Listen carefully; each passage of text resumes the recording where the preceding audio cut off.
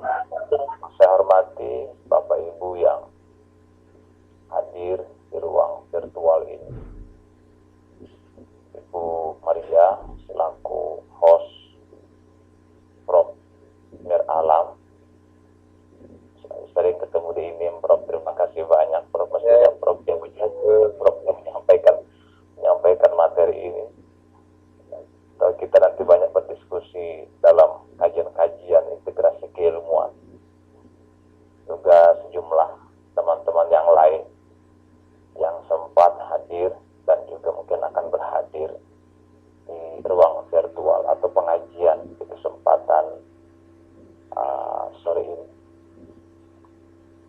Kajian kita terkait dengan filosofi di dalam khazanah pemikiran Islam itu adalah kajian yang mencoba menggabungkan dua media utama untuk memahami segala fenomena.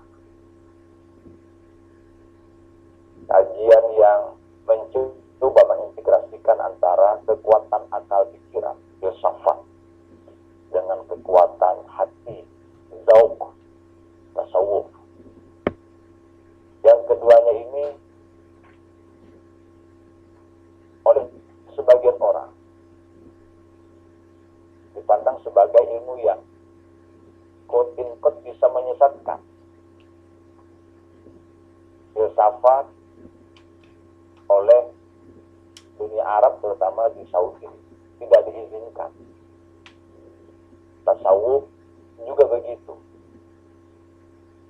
Karena ada rentetan sejarah yang berlangsung dalam khazanah pemikiran Islam. Sehingga oleh sebagian, tidak semua, sebagian masih menganggap alergi untuk memahami agama dengan pendekatan filsafat atau dengan pendekatan tasawuf, atau sekaligus. Mungkinkah kekuatan akal pikiran bisa menyatu dengan kekuatan hati untuk memahami segala sesuatu? Ini belum saya mulai, baru sekedar pernyataan-pernyataan awal saya. Saya ingin memberikan sebuah cerita yang terdapat di dalam Quran surah Al-Kahfi 60-62. Cerita tentang dua kekuatan yang tak pernah menyatu secara fenomenologis. Kekuatan rasional empirik dengan kekuatan spiritual mistis. Cerita tentang apa itu? Cerita tentang, tanda kutip, perjumpaan Nabi Musa alaihissalam dengan Nabi Khidir. Musa adalah simbol kecerdasan intelektual. Dan memang kenyataannya Musa adalah seorang nabi yang sangat cerdas. Sehingga orang-orang Israel hari ini, bangsa Yahudi juga mengaku sebagai bangsa yang sangat cerdas. Karena mereka adalah keturunan dari Nabi Musa alaihissalam. Tokoh yang sangat kritis. Tokoh yang sangat cerdas. Begitu kritisnya dia, sampai dia ingin bertemu dengan Tuhan. Dia minta, wahai Tuhan, tampakkan Rabbi arini anzur ilaih. Kata Tuhan, bisa saja kau ketemu saya. Tapi kata Tuhan, ingat, fakhla'na alaika fa innaka bil wadil muqaddas tuwa. Wahai Musa, kalau engkau ingin bertemu saya, fakhla'na alaika, lepaskanlah sandalmu. Fa innaka bil wadil muqaddas tuwa, sebab engkau sedang berada di lembah yang namanya Tua, lembah Tua, muqaddas Tua. Coba kita lihat.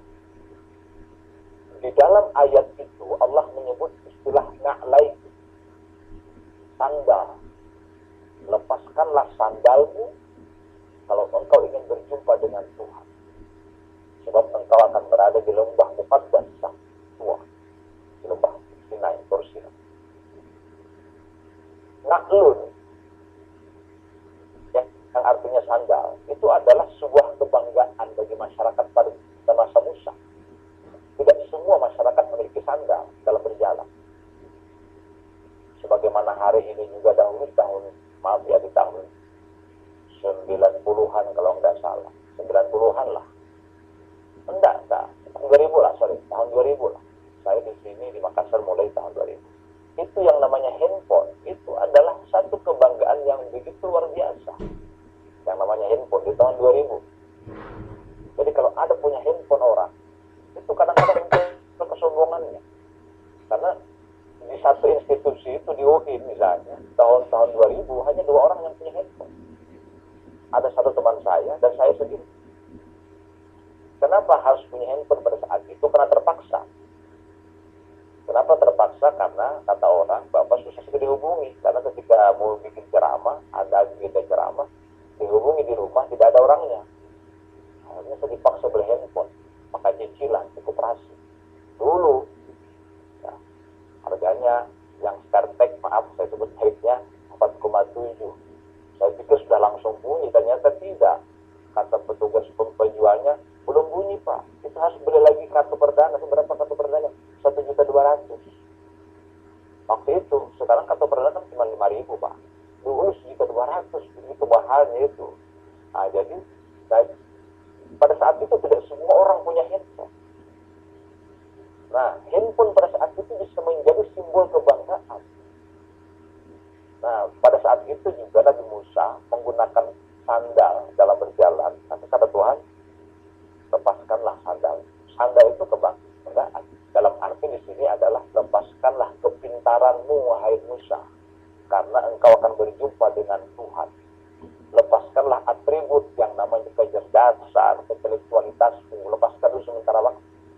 Engkau harus ihram karena engkau berjumpa dengan Tuhan. Sebagaimana kita di Arafah, lepaskan semua atribut jabatan, kekayaan, kemudian pakaian berjahit. Nah, ketika Nabi Musa berada di lembah itu, Nabi Musa kemudian melihat cahaya, lalu kemudian Nabi Musa pingsan. Tidak mampu melihat cahaya, tidak mampu berjumpa dengan Tuhan. Nah, lalu Allah kemudian mengajarkan kepada Nabi Musa, wahai Musa, kalau engkau masih merasa pintar, kamu akan berjumpa dengan seseorang. Silahkan engkau bawa ikan ini. Ketika ikan itu hilang, nanti kau ketemu dengan orang yang juga pintar. Bertemulah Nabi Musa di pinggir pantai dengan seorang Nabi, namanya Nabi Khidir. Musa ingin belajar kepada Khidir, dan saya kira Bapak Ibu sudah tahu cerita ini. Ketika Nabi Musa melumbangi perahu, Khidir melumbangi perahu, Musa protes, karena Musa memang sangat kritis kan. Kata Khidir, kan sudah saya bilang, kamu tidak bisa ikut saya karena kamu nggak bisa sabar. Akhirnya jalan lagi sampailah ke 3 kasus, saya kira Bapak Ibu sudah sebagian besar tahu. Nabi Musa selalu protes. Khidir membunuh anak, diprotes. Khidir memperbaiki bangunan di sebuah kampung, diprotes. Kata Khidir, kalau begitu engkau tidak kuat bersama-sama. Saat ini kita berpisah. Engkau hanya mengandalkan kekuatan empirik rasio, sedangkan saya menggunakan kekuatan spiritual, mistik, kuduri. Silahkan engkau pulang kembali ke wilayah barat dan saya akan ke timur.